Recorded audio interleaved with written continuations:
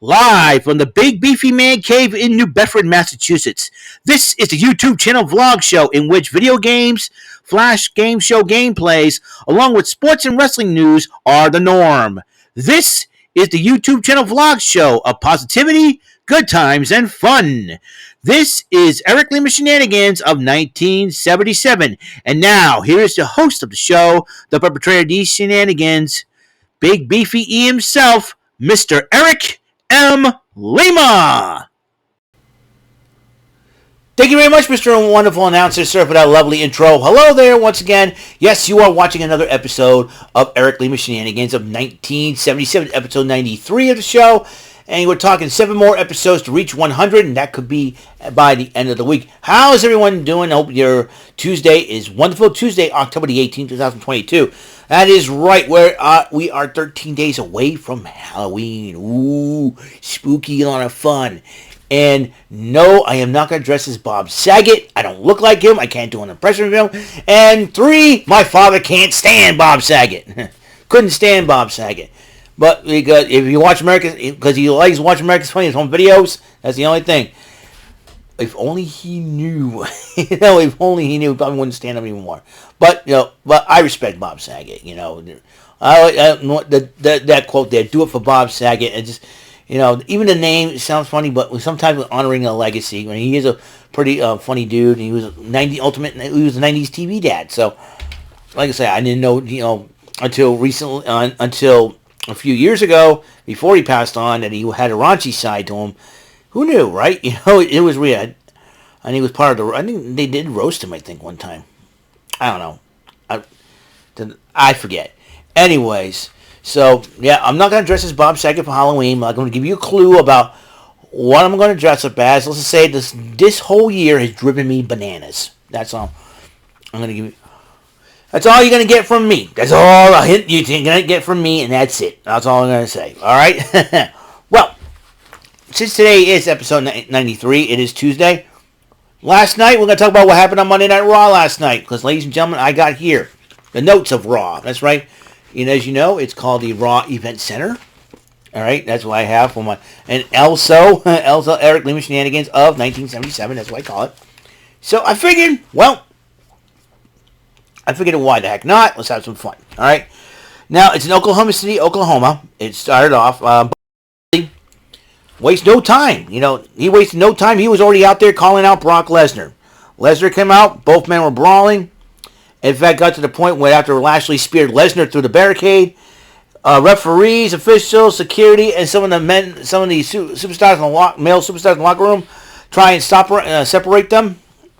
I think Mustafa Ali was out there to hurt business. Shelton Benjamin and Cedric Alexander were out there. They were trying to separate.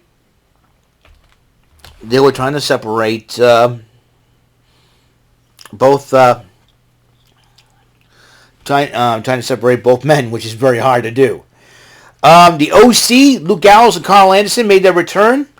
But alongside AJ Styles, went up against the Alpha Academy, and the OC did pick up the victory over the Alpha Academy, which that means, hey, Chad Gable, shoosh, a thank you.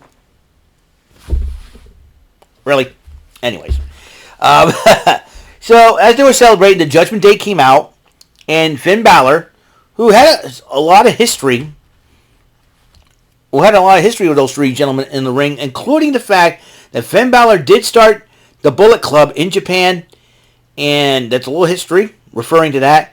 And then Finn Balor, Damian Priest, and Dominic Mysterio challenged them to a 6-man tag at Crown Jewel.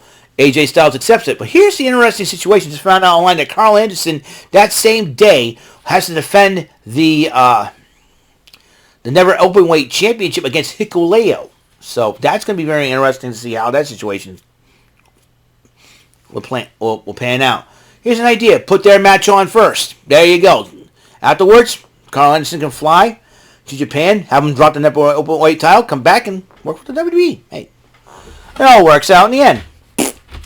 I don't know what's going to happen, but anyways, so, and then Dominic Mysterio starts running his mouth a little bit, and AJ Styles, who has respect for Rey Mysterio, he said about fed up with Dominic running his mouth. He says, "I'll challenge you one-on-one." And he said, "Oh, I'm gonna mop the floor with you." And then Dominic's gonna work on his promos, man. He's gotta work on his promos. Gonna mop the floor with you. Gonna wipe the floor with you. Yeah, you gotta do more than that there. Anyways. And then New Year's champion Seth freaking Rollins arrives on Raw to address the Oklahoma City crowd, wearing all red, representing Monday Night Raw. And Mustafa Ali interrupts Rollins. And then it says, "Hey, I want a shot at the title." All that after you're done with Riddle, you're dealing with me. I'll be your problem. So Rollins attacks Mustafa Ali. They both men were fighting in the back, and then JBL's limo pulls up in the arena. What is going on? Now, last time we saw JBL's limo was on SmackDown a few weeks ago, and Happy Corbin. Now, a little bit more on that. Went into the limos after losing match after match. But Damage Control went up against the team of Bianca Belair and Candice LeRae in a non-title matchup. The Raw Women's Champ and Candice LeRae. And Dakota Kai, Io Sky, lovely Io Sky, because I love Io Sky. Bayley was on commentary. She gets involved in the matchup, costing Bianca Belair and Candice LeRae the match, giving the victory to Dakota Kai, and yes, the lovely Io Sky. I like Io Sky.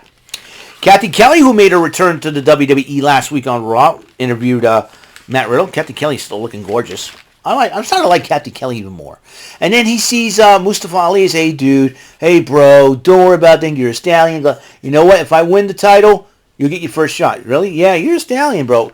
At least Riddle has respect for Mustafa Ali. And then they heard, "Oh!" It was the Miz holding his leg, thinking, blaming the janitorial people for mopping the floor and not putting wet Saw's knives. He's going to sue and everything else.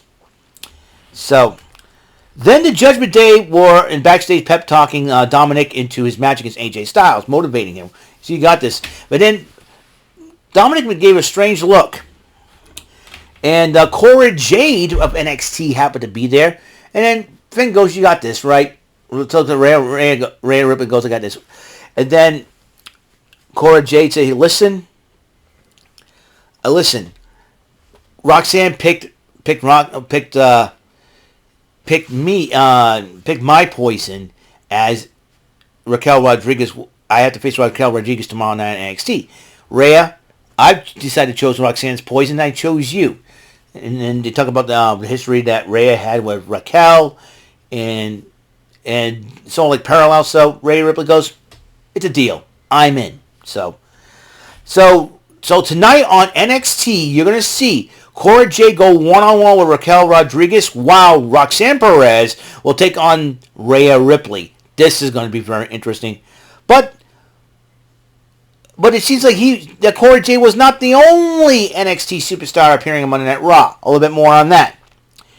JBL came back in the WWE, and he decided that he's going to be a manager of sorts to Baron Corbin. Introduced Baron Corbin. He was still wearing the fedora like he's Happy Corbin, but the little difference is he's making a whole lot of money. So, Baron Corbin. Going back to Baron Corbin, he picked up the victory over Dolph Ziggler, which is very shocking. And we found out that Baron Corbin is traded from SmackDown to Raw in exchange for Rey Mysterio. So, I am very, very shocked that he decided not to continue with the storyline between Dominic and Rey Mysterio, but who knows? Weird things have happened. And then Byron Saxton interviewed The Miz while he was in the trainer's room. And then all of a sudden, Johnny Gargano's like, "Hey, this is Dexter Lumis." Miz jumps up. "Hey, your leg smells fine." And then all of a sudden, The Miz goes, "I have superhuman powers and all that." He goes, I'm gonna beat Dexter Lumis." He's trying to get out of his match against Dexter Lumis, I think. So, MVP and Omos cut a promo on Braun Strowman. I get a hunch that Omos and Braun Strowman are going to collide. They say they're going to visit Friday Night SmackDown. And I get a hunch that Strowman and Omos are going to collide somewhere, possibly at Crown Jewel. I want to see this fight, dude. Seriously. I want to see this fight.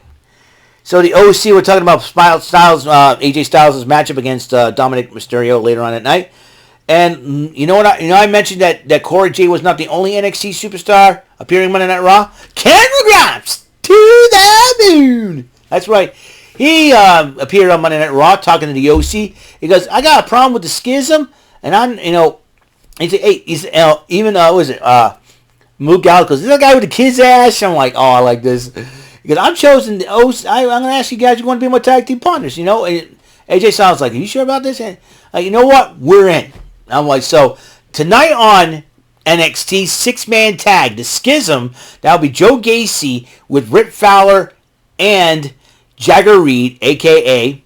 Zach Gibson and James Drake of the Grizzled Young Veterans, now known as the Dyad, will face Cameron Grimes to the moon and the OC. That's going to be a heck of a team. That's going to be a heck of a team there. Cameron Grimes and the OC. I'm telling you, I think Cameron Grimes must be a big OC fan. Has to be. No doubt. So that's going to be the case.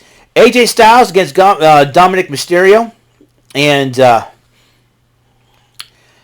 it was a heck of a matchup until Rhea Ripley gets involved. Judgment Day got involved. OC tried to get... And then Dominic Mysterio scooped him up for the pin. The biggest upset of Dominic Mysterio's career as he pinned AJ Styles. Big victory for Dominic Mysterio. I'll tell you one thing, that's pretty impressive if you ask me. But it was all on distractions. Then Gargano warned The Miz. I said about Dexter Lumis. I know the guy, and all that. Miz is like, I'm going to beat him anyways. And then Dexter Lumis was about to enter the ring, because if Dexter Lumis won the matchup, he would get a WWE contract.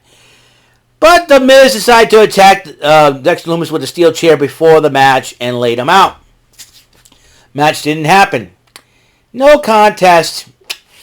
I got a feeling that match is going to happen at Crown Jewel. So they're probably going to save it for Crown Jewel. And then Byron Saxton interviews Damage Control, and then they said they're not done yet. They're going to go back to getting Bayley the championship. And Bayley said, Bayley still has her sights set on being the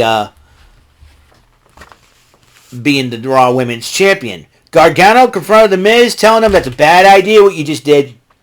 The bad idea. I don't know. It's sometimes I think Lumis has something like Truth on The Miz or something like that. So I really don't know what's going on, but Gargano's has got something on The Miz. And guess what? Who wants to walk with Elias? He's back. Elias is back. Man, he's got the guitars. He's got the keyboard out. He's about to play something. And Matt Riddle interrupts him. Like, Matt, what are you doing, man? But Matt Riddle got his bongos. I'm like, oh boy, what is this now? And Matt Riddle says, bro, I'm a fan of yours, dude. And he goes, I'll tell you what, you want to hang out with me? You can play. You sit down, we can play. He's like, sure, bro, no problem. I'm like, let's play Amen. I like that song. Amen, I'm going in. He's about to play, and Matt Riddle bongoing it away. Like a little kid listening. Like a little kid who just wanted to watch. Oh, it was so funny. I like Matt Riddle. He's hilarious. Anyways, and then Seth Rollins, the party pooper, decides to interrupt Elias and Riddle. The United States title line, Seth Rollins against Matt Riddle. Elias decided to stay in Riddle's corner. Rollins and Riddle went at it a couple of times. Elias tried to get involved a couple of times, but then towards the end, I think Riddle saw, Elias saw Seth Rollins cheat. He tried to get in the ring to stop Rollins. Rollins pushes Riddle into Elias, wins the matchup, and then Rollins rolls up Riddle. Rollins retains the title. He stomped both Riddle and Elias post-match. But as he was celebrating, Mustafa Ali came to attack to end Monday Night Raw. And Rollins retreats. It seems like to me Mustafa Ali has gotten himself in kind of the main event situation. This is pretty good. And making the United States title a little bit more prestigious now than ever. Now it's going to be a logjam between Rollins, possibly Riddle probably will get it. Riddle and Elias, could they feud? I'm not so sure. That's going to be interesting. Mustafa Ali, he's due to have a championship around his waist in the WWE, and I'm hoping he beats Rollins. I'm going for Mustafa Ali. All right. Alrighty then. So, that's all the time we have on this show. Episode 93 complete. We have 7 more episodes to reaching 100 episodes of Eric Lima Shenanigans of 1977. As you know, Halloween Havoc is this Saturday. After NXT's over here today, on the next probably tomorrow, I'll make my picks and predictions for that. Also, AEW Dynamite is tonight, so I'm probably going to watch Dynamite on a stream. And I'm not flipping the channel back and forth. I'm going to try to watch both shows so I can take notes, take everything down, and just go with it there. All right, so we're going to have some fun tonight because of baseball playoffs. As you know, not Dodgers. Phillies and Padres will go at it in the NLCS, while the Yankees and Guardians are today. I think this afternoon. So whoever wins between the Yankees and Guardians will face the Astros in the ALCS. If it's the Yankees, I'm not rooting for them or nor the Astros because I'm not a fan of both of those teams at all. So I'll be rooting for the Padres and Phillies in the National League. Now the DH is universal. I can root for any team I want. So I'm a baseball fan, true and true. Even though I'm a big Red Sox fan because Red Sox is my home team. I'm supposed to be partial to them, but you know what? Like I said, if it's and I'm rooting for the Guardians because they need to. Now, even though they changed the name from Cleveland Indians to the Guardians because of everybody whining and crying about, oh, it's offensive, and the word Indians is offensive, and looking at Chief Wahoo is offensive and all that. So that's the way it is, man. That's the way it is. So, but this is the first time Cleveland made the playoffs under the new name of the Guardians. So. Could that help them against the Yankees? Who knows? It's going to be in Yankee Stadium. I think Cleveland's going to gives a chance to Cleveland to change things a lot. So who knows what's going to happen? So that's all the time we have on this show. Episode 93 is complete of Eric Lima Shenanigans 1977. Up next will be the High Rollers episode. That's right, High Rollers, 6th edition of High Rollers, Trebek Tuesdays, and we're going to have some fun on both versions. So until the next episode comes around, Mr. Announcer, please take us home. That is all for today's episode. This is Mr. Lima speaking for Eric Lima Shenanigans of 1977. A Big Beefy E, do it for Bob Saget production, and in association with a Sweet Bumbling Bofo Raver Telepictures and Distribution. See you next episode, and have a very blessed day.